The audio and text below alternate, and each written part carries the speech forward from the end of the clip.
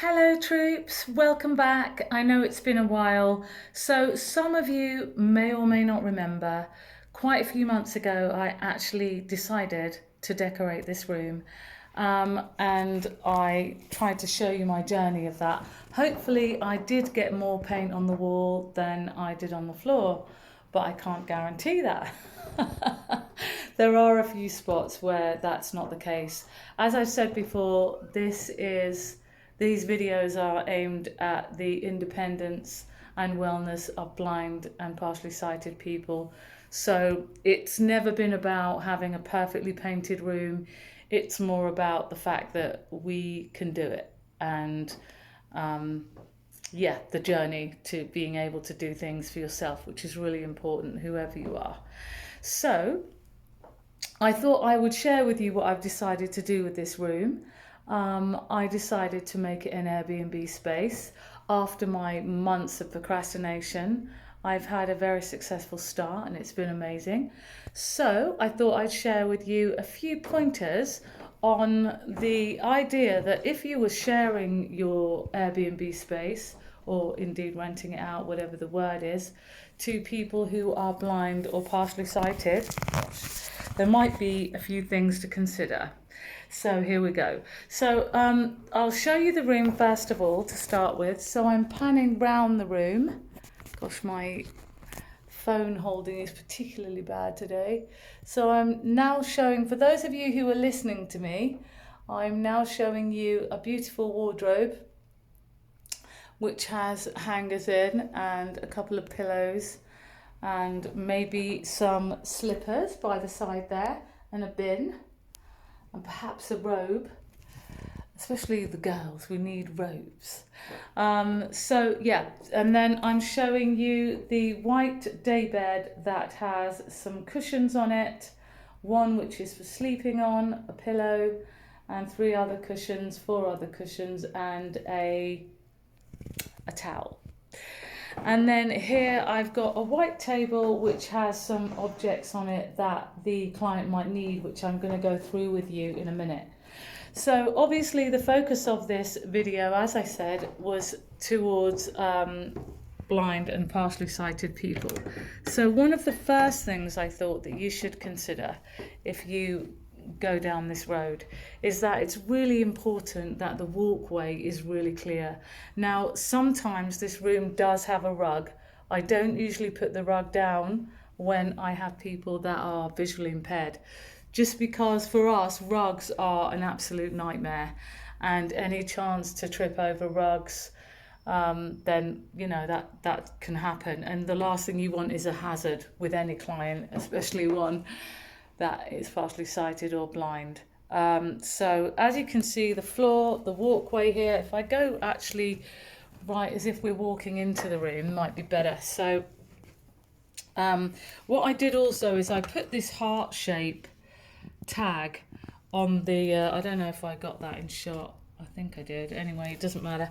But anything that you can hang on the door that makes the door separate, you can feel that it's separate from the other rooms, because obviously the blind person using your house won't know, or your space won't know the where the rooms are. It's important to have something hanging there so that they know this is their room. It doesn't have to be what I've used. It can be anything that that you like, really, that you think would be good hanging on the door, just to make it feel separate. The walkway here has to be really clear, as I've said. Perhaps situating furniture on the outside of the room is a good idea, because blind people tend to cope better when things are, sort of not all over the place and in the way. Another thing that I thought was quite important is the lighting.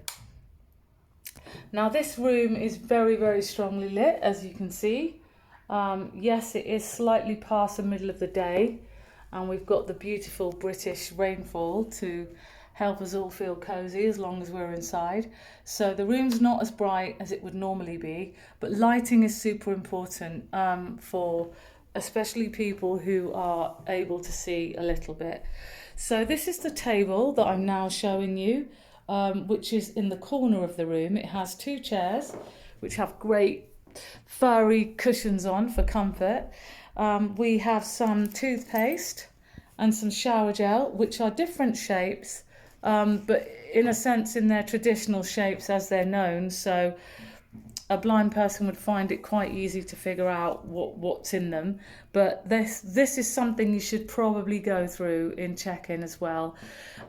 So, you know, where you map the room and you go through with the person what is in the room so that they are aware of where everything is. We have some loo roll in case it's necessary, because I have teenagers who sometimes stay with me.